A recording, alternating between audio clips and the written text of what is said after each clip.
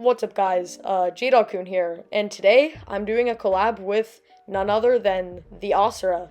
The Asura is a channel on YouTube. You probably know him if you know me. He's one of the biggest manga creators, I think, out there at the moment. His videos are great. He was the Masked Man, but he kind of did a really interesting and cool rebranding. And today we're here to talk about our top 3 antagonists. We're both going to give 3. Would you like to start with your number 3? Yeah, so my number 3 is a little difficult because I think JoJo's as a series, you could argue with Pucci and with Kira. But I think when it's all said and done, my number 3 is Funny Valentine. For me, I think Funny Valentine just kind of being in the most well-constructed part of JoJo's, being part 7, having this conflict with Johnny and Gyro, and his own sense of morality is, I think, what really distinguishes him from me. I don't think necessarily an antagonist needs to be a morally gray one in order to be proper, but when there is a morally gray antagonist and it's explored well, I think it's great. I think the only other antagonist in this number 3 spot that I was really fighting with, like, Funny Valentine, Pain, Meruem, friend from 20th Century Boys, but in the end I just decided to go with Funny Valentine to show him some love. So that's my number 3. Yeah, he's great. I did choose a bit of a spoiler. I did choose a JoJo villain in my top 3. It's not Funny Valentine, but he's definitely part of what makes part 7 so special, because his morals, the way he's able to a lot of JoJo villains kind of do this, but even though they have really messed up morals and they do a lot of really just horrible things, they're so, they take center stage in such a way that you, obviously you don't agree with what they're doing, but they're so, charismatic most of the time that you're very interested in them and what they're doing, and that's why JoJo villains, I think, are so great. Yeah, my number 3 was definitely a tough spot, because there's 2 again that were also fighting for my number 3. I think my 2 and 1 are very easy.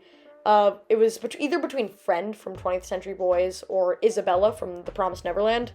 And I decided to go with Isabella, because I finished The Promised Neverland. I haven't finished 20th Century Boys yet.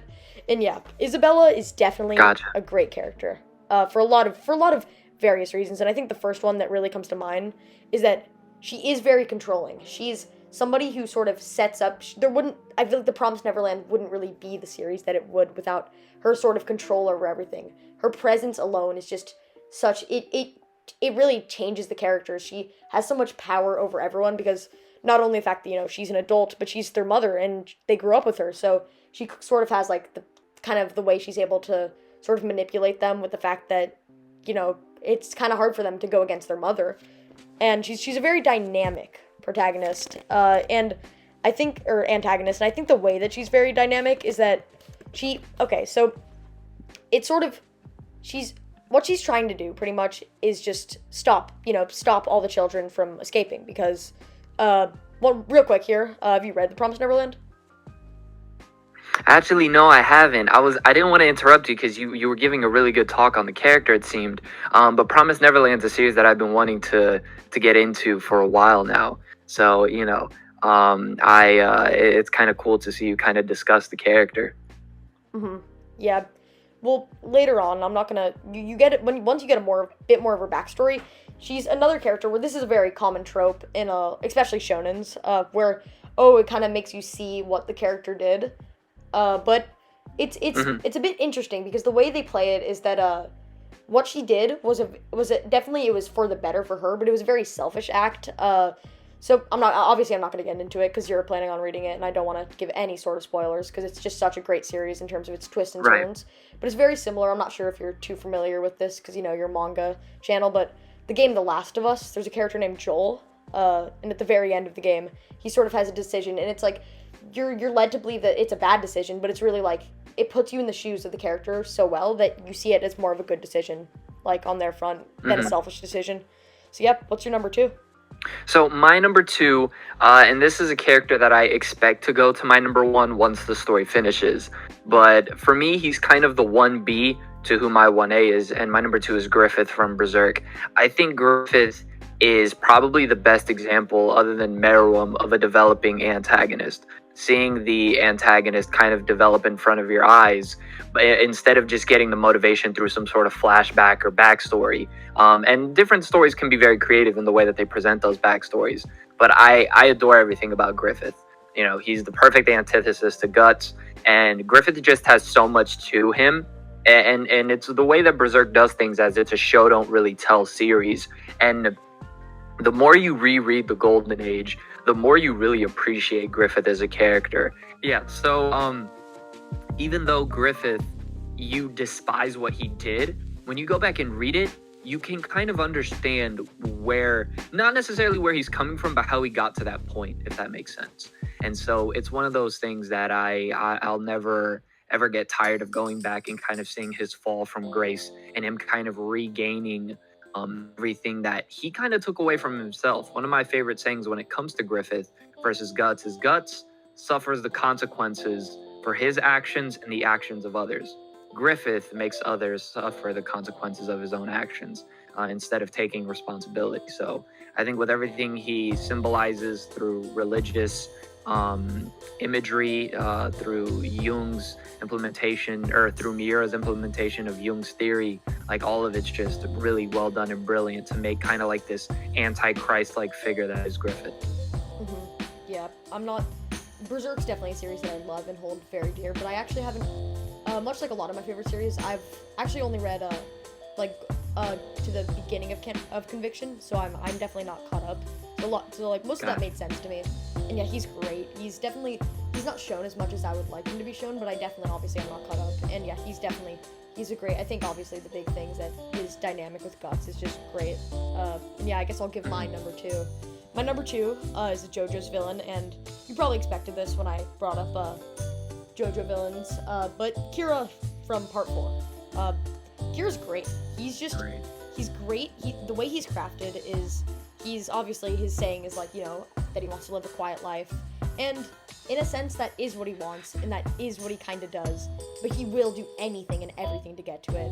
And obviously he has JoJo villain syndrome, which is where they're doing really messed up things, but the author's able to put you in their shoes so much that obviously you're not denouncing how messed up it is, but you can definitely see from their perspective a lot more. And yeah, he's definitely one of the most psychotic protagonists, or antagonists. I love a good psychotic antagonist, because it's always interesting to see, to take kind of a look into somebody who's just not really mentally stable. Right. Yeah, and I think in instances, he's kind of relatable to, the average otaku. It's kind of a funny thing, but, because, again, he just wants to live a quiet life. He that's all he wants to do, and that's what a lot of people want to do. But he does a lot of things in that quiet life that aren't so good. Obviously, I'm trying to keep the spoiler free, but he's another character where presence really matters. He's sort of, every time you see him, his presence is just in a sense godly, similar to Griffith, I think, and my number 1 antagonist. He's very godlike. He's really, with it when he brings his presence onto the screen, it's definitely terrifying. For sure. Kira's one where his philosophy isn't. There's different types of antagonists, and maybe this isn't the best way to break them down, but this is how I'm going to try to do it. You have antagonists that are great structurally, that their build-up is well done, and they're meant to be this big obstacle for the protagonist, right? I would argue. Now, some of these overlap. Some antagonists have all 3 of these. These are kind of categories where you can see some focus more than others. So, for instance, characters like Frieza, right? They're meant to be he's meant to be this big, powerful force to oppose whoever he's going up against. Then you have what I would consider the philosophical antagonists, which are again, the morally gray ones. And then the third one is a little different, but it's kind of more so the mastermind antagonist, right? They play with the narrative. They bend the story to their will, and the protagonists have to react to them. And I think Kira kind of falls under that third one a little more, along with who our number 1 is. But there's just different ways to give your antagonist a strength, as long as that strength is what allows the antagonist to have a presence during the story. So I'm very glad that you brought up Kira's presence, because it's massive. Yeah, we're both getting into our number 1, because we actually share the same favorite antagonist, and I think we'll both sort of give our pieces, but our favorite combined antagonist is Johann Liebert, I'm not sure, from I think it's so with the name, right? My fault to interrupt you, but So Johan, right? Well, I pronounce it Johan because I just don't think Johan is right. I'm pretty sure it's Johan because like the soccer player Johan Cruyff, the J is pronounced like a Y. But and then the last name, I think it's Liebert or Liebert or Liebert. I don't. Johan. That's what matters. Yeah, Johan's great. I guess I'll give my piece first. Johan really is what Monster is. He has a sense of mystery, but you follow him. He bends, as you were saying, like he falls into the same category as Kira, where he bends the story. He's the mastermind. He's playing with everything, and he's definitely a very ambiguous antagonist, but you also feel so connected to him because the entire drive of Monster, he is what Monster is. He is the driving force for almost every character in that story. But he's very ambiguous, and I think obviously the ending of Monster definitely shows just how ambiguous of a character he is.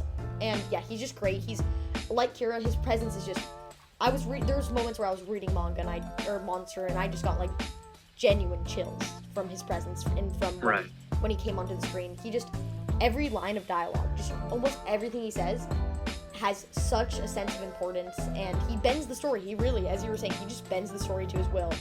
Obviously, Kira does it a bit more physically with like the bites the dust thing, where he just can bend the actual, timeline. But Johan definitely does it in a more figurative way, but yeah.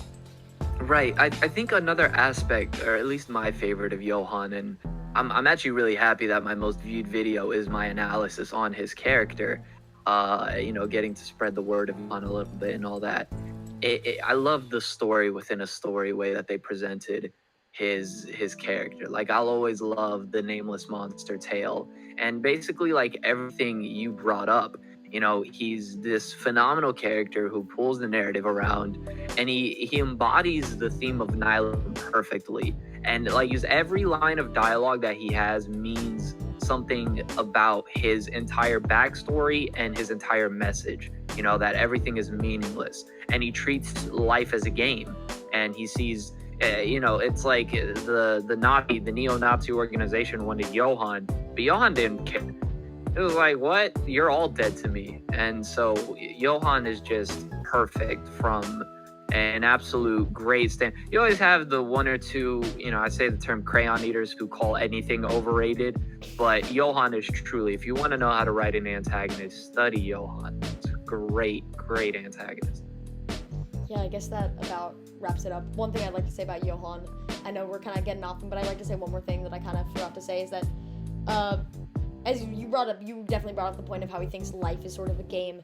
That's such an interesting standpoint, because usually a protagonist is like, or an antagonist, he flips the script in a way, because usually an antagonist is like, the cookie cutter antagonist is, I'm gonna be bad, you know what I mean? Whatever happened to them, they want to be bad. Johan doesn't care. Right. He really doesn't care.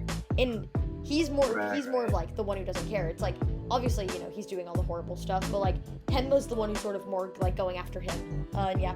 Monster's just a great series. Johan's great. And I guess that wraps things up. Hope you guys enjoyed. Obviously, I'll link the Masked Man's channel if you're not already, subscribed to him. And yep, hope you guys enjoyed. See ya.